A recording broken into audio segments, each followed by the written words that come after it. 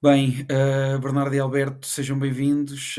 Eu vou dizer que aconteceu uma coisa relativamente surpreendente, mas não foi propriamente o impensável.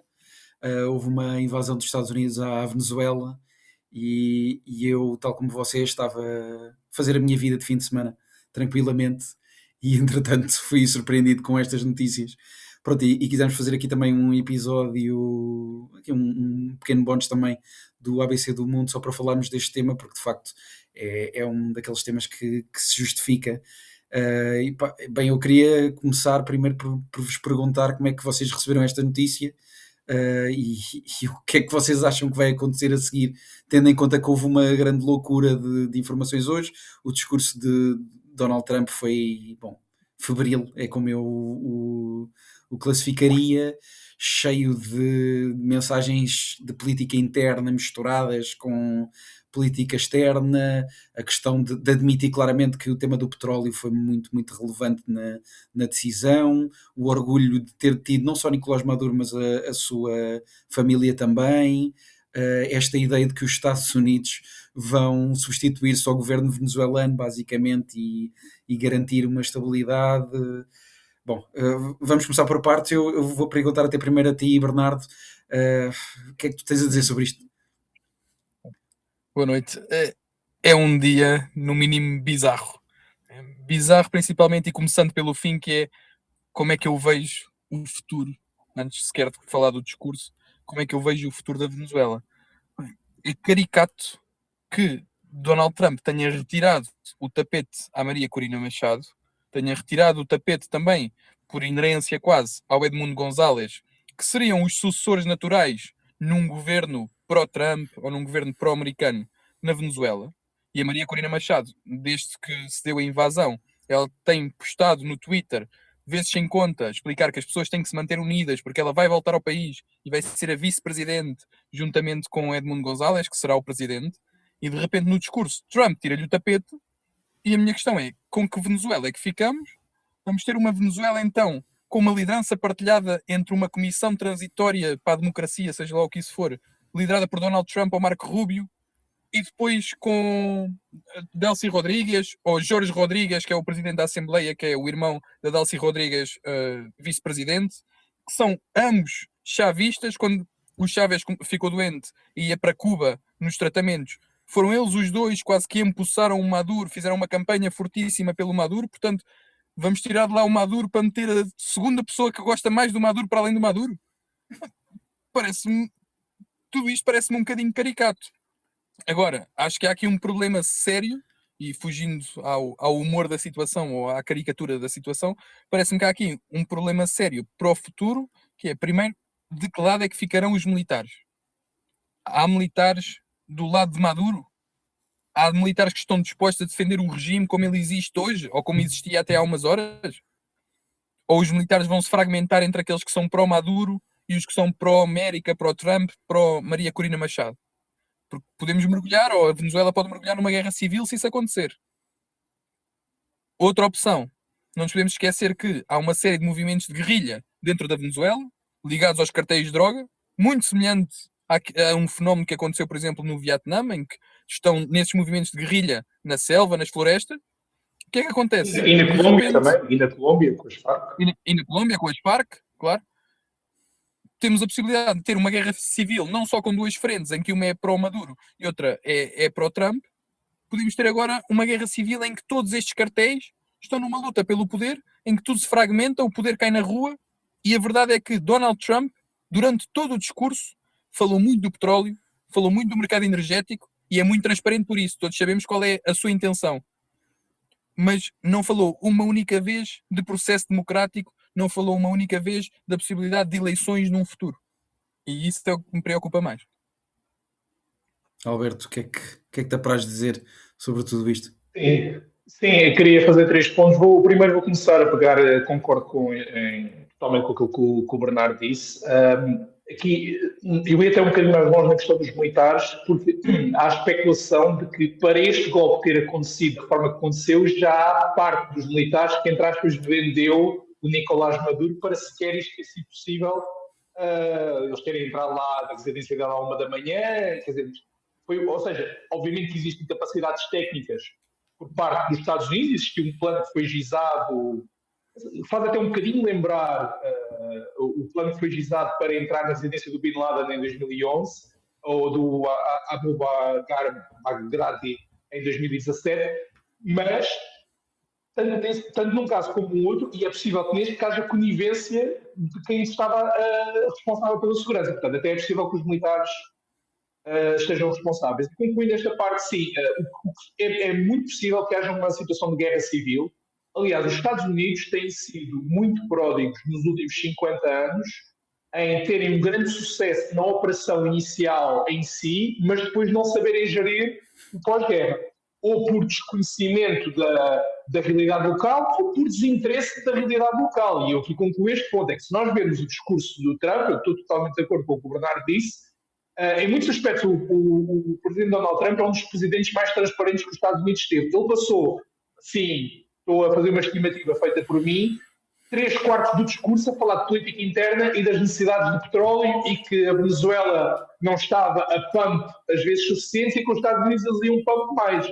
E muito pouco a falar do futuro do regime da Venezuela. Aliás, mesmo uma menção àquela que foi o Prémio Nobel da Paz do ano passado, que foi uma das líderes que foi referida pelo Bernardo, foi referido muito pouco mesmo. E, portanto, a sensação que se dá é que essa é a prioridade para os Estados Unidos e se esse é o caso, com a divisão dos militares é bem possível que haja uma guerra civil.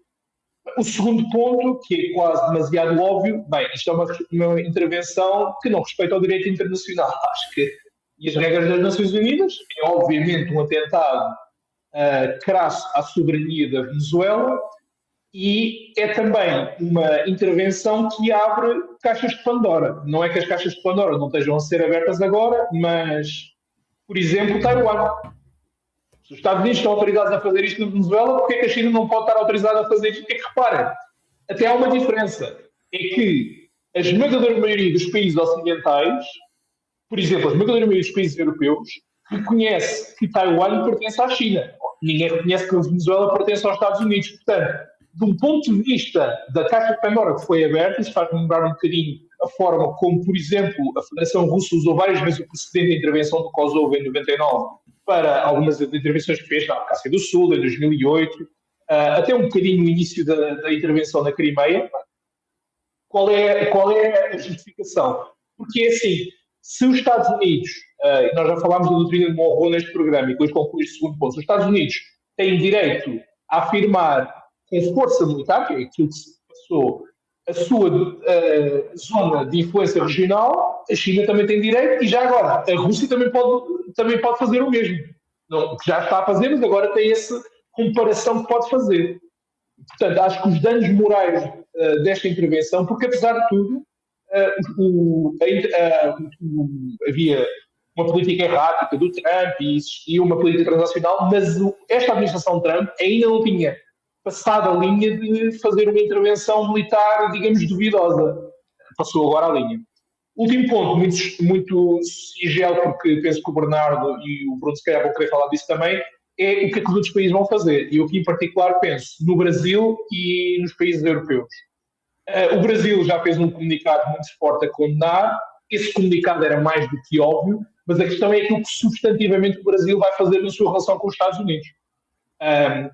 Eu não tenho certeza que os BRICS, o Brasil, como sabem, fazem parte dos BRICS, mas os BRICS é uma aliança que tem muito pouca coerência política, nomeadamente por causa das rivalidades entre a China e a Índia e não só. Eu não sei se isso é uma alternativa estratégica.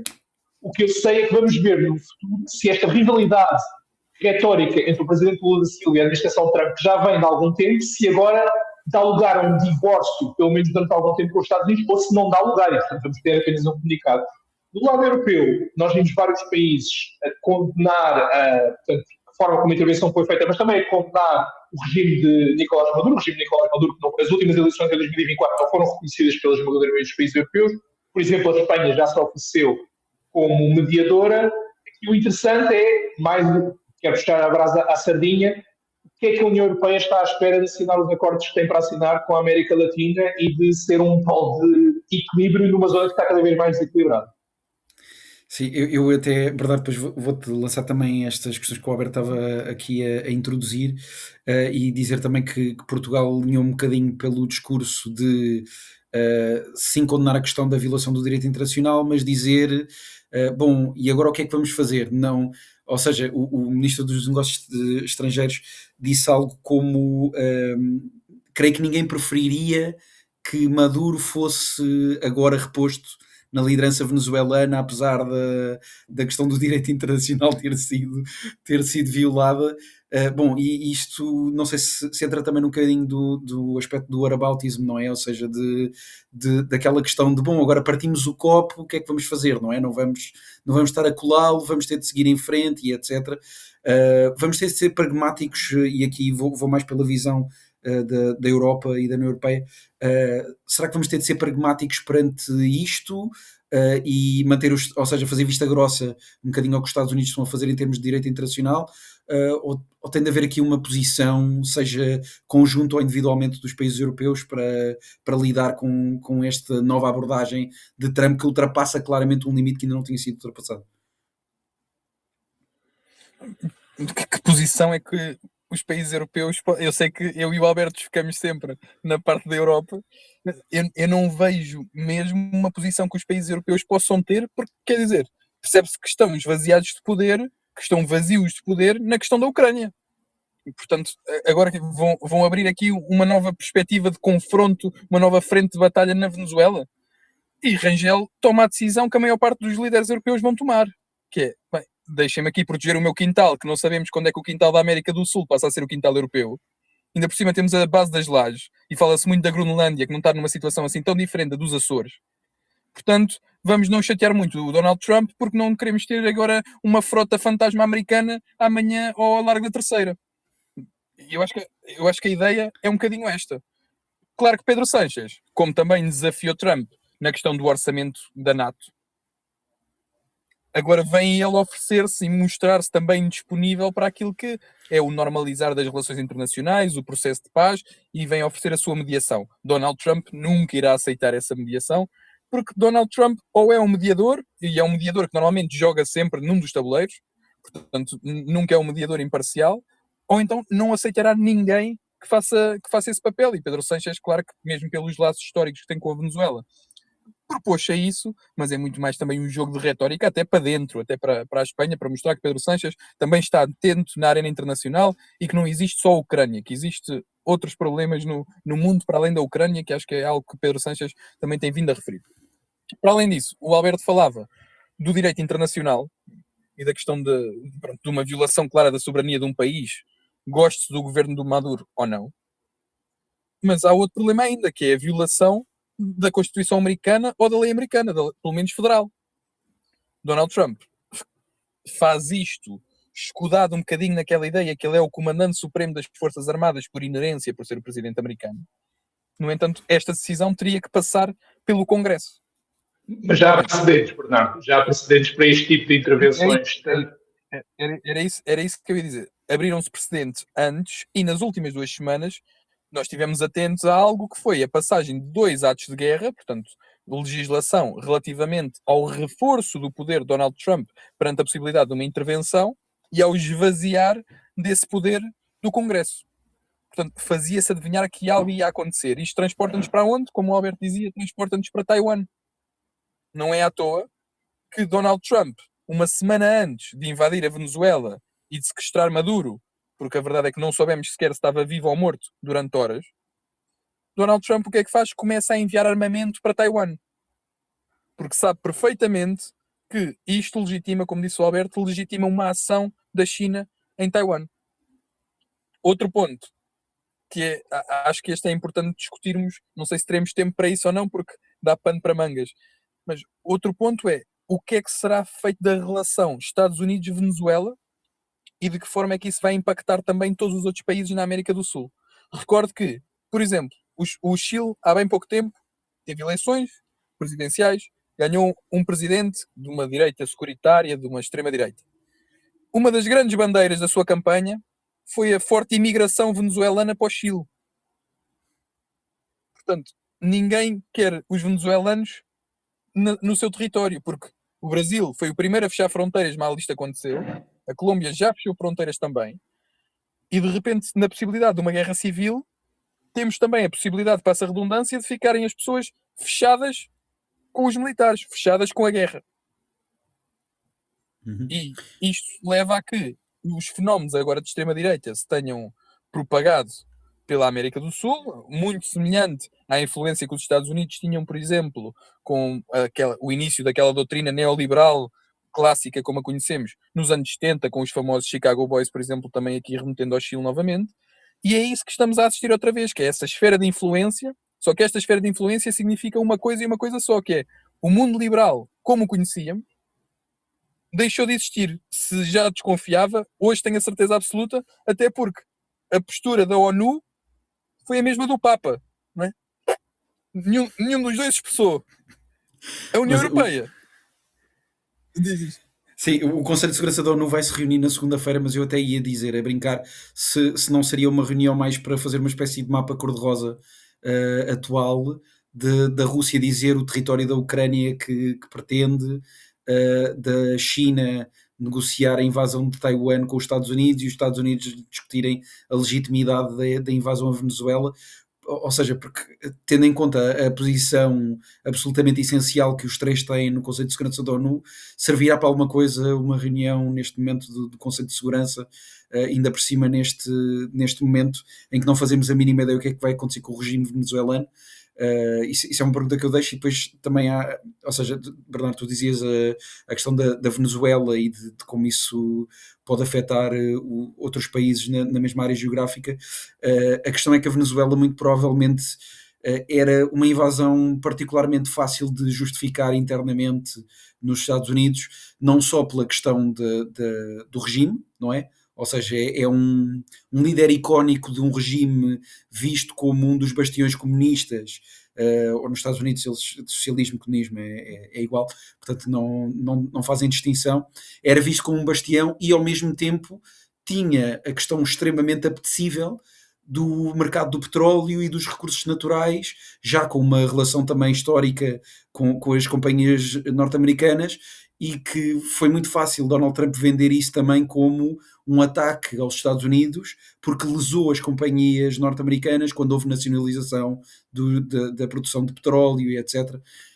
Ou seja, existe efetivo risco ou não de outros países sofrerem intervenções do género, e existe ou não um risco efetivo, e lanço esta pergunta também, Alberto, dos venezuelanos se tornarem ali quase um enclave em que os cidadãos estão ali presos porque não podem ir para os Estados Unidos, não podem ir para outros países à volta, estão ali basicamente sem qualquer saída. A Europa pode ajudar nesse sentido? Ou seja, a Europa pode ser uma porta de saída?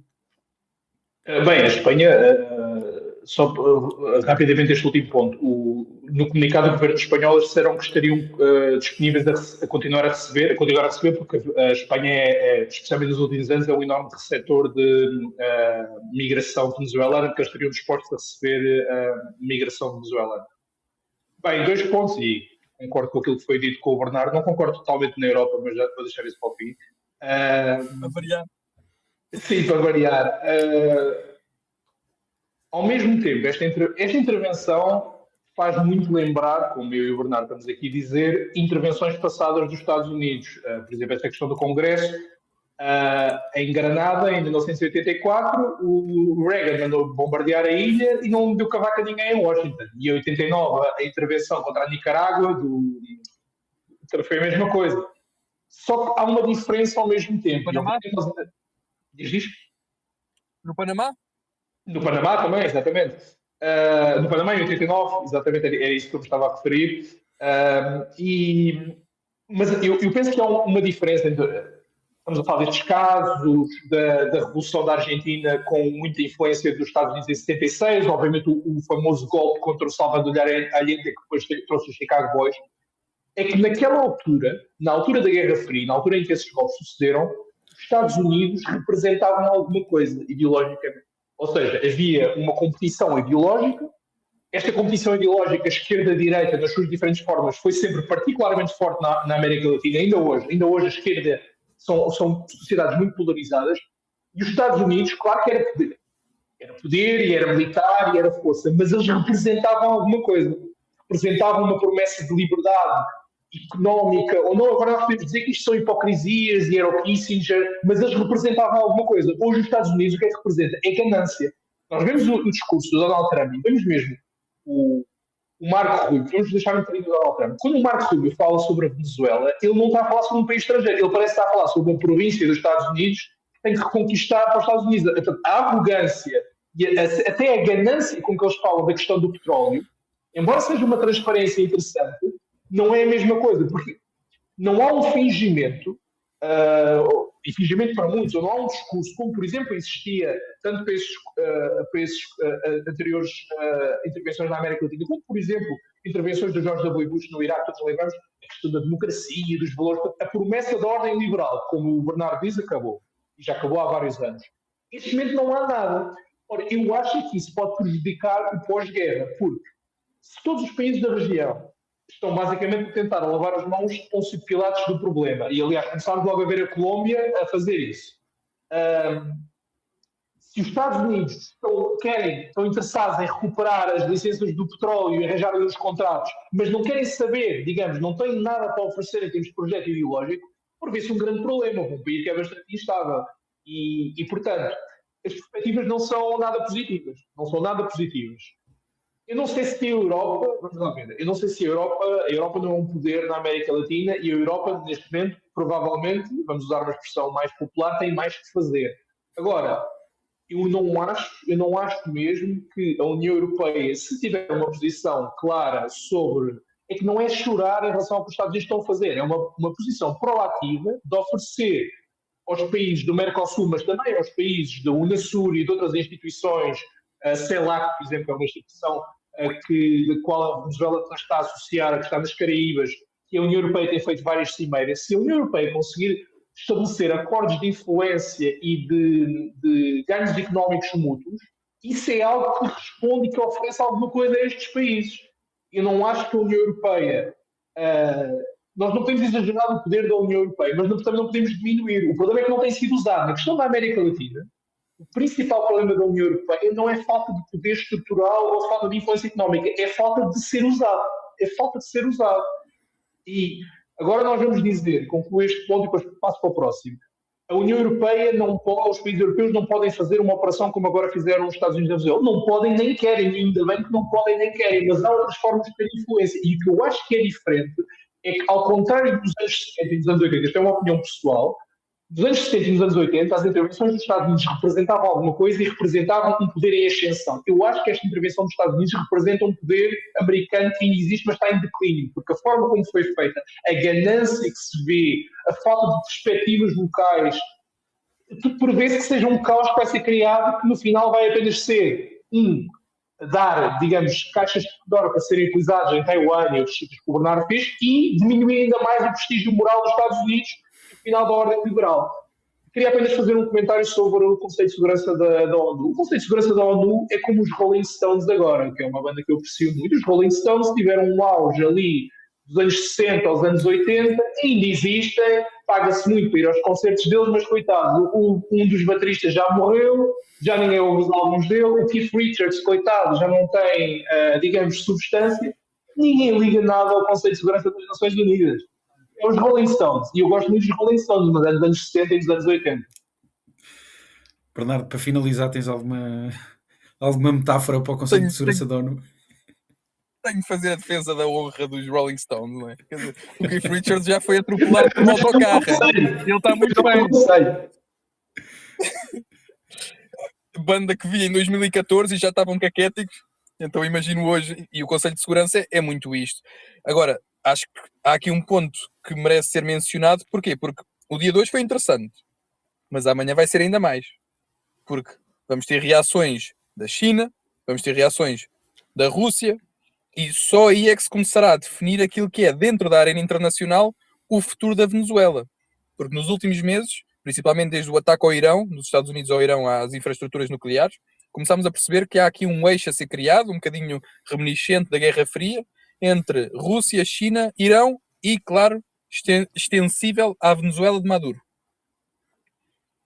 E será esse eixo, porque também os portos venezuelanos, tal e qual como os portos no Panamá, são em grande parte dominados por empresas chinesas, e por isso é que Donald Trump também quer tanto o petróleo que é na Venezuela, que é para ter a tal vantagem comparativa com a China relativamente ao mercado energético. E agora é que se vai perceber amanhã qual é a reação destes líderes mais autocráticos, daqueles que supostamente seriam do mundo iliberal expansionista, se bem que Donald Trump está muito próximo deles nesses dois princípios. E aí veremos então o que é que sairá daí para o futuro da Venezuela e para uma futura liderança da Venezuela. Para além disso, Bruno, como dizias, só pegando naquele teu último ponto, também para terminar, que é esta ideia de que foi fácil justificar a invasão à Venezuela. E a justificação foi fácil não só por aqueles pontos todos que mencionaste, mas porque agora Donald Trump substituiu a guerra contra o terrorismo, a guerra ao terror, fazendo uma tradução assim meio atabalhoada do inglês, e passou para a guerra ao narcoterrorismo ou aos narcotraficantes. Se esta narrativa, é muito fácil justificar uma invasão à Colômbia no futuro, facílimo, e Marco Rubio já fez uma ameaça velada hoje, não sei se muito velada ou pouco velada, mas fez, a Cuba, e disse que se estivesse em Havana estaria assustado. Portanto, todo aquele espectro do comunismo que está na narrativa americana muito presente desde sempre, e é isso que também dá aso a fenómenos como o Charlie Kirk e pronto, fenómenos da extrema-direita no geral e ao movimento MAGA. Todo esse espectro do comunismo está agora a ser combatido um a um através desta nova doutrina Monroe. O bom disto para Donald Trump é que justifica o ataque ao espectro do comunismo, a melhoria gigantesca da qualidade de vida da população, não é? Donald Trump, no discurso, disse muitas vezes que a população venezuelana, a partir de agora, é que vai ter a mentalidade de Cristiano Ronaldo. Só faltou isto. A partir de agora é que a vida vai melhorar. No entanto, Donald Trump justifica com a narrativa do espectro do comunismo, mas o que ele quer mesmo é expulsar todas as investidas chinesas e todos os investimentos chineses da América do Sul, porque o mercado energético, mais tarde ou mais cedo, será da China, porque tem não só a América do Sul, tem a África, tem a Groenlândia, e por isso é que concordem 100% com aquilo que o Alberto estava a dizer, que neste momento é o esforço de uma potência em declínio para não cair no esquecimento. Queria só fazer um ponto rápido sobre a Colômbia, muito rápido, prometo. A Colômbia é um país com agência. A Colômbia é um membro da OCDE, é um país que evoluiu muito desde aquela ideia que nós temos de uma série que eu gosto muito, que é o Narcos, que era basicamente uma guerra civil entre diferentes cartéis, mais a questão das Farc.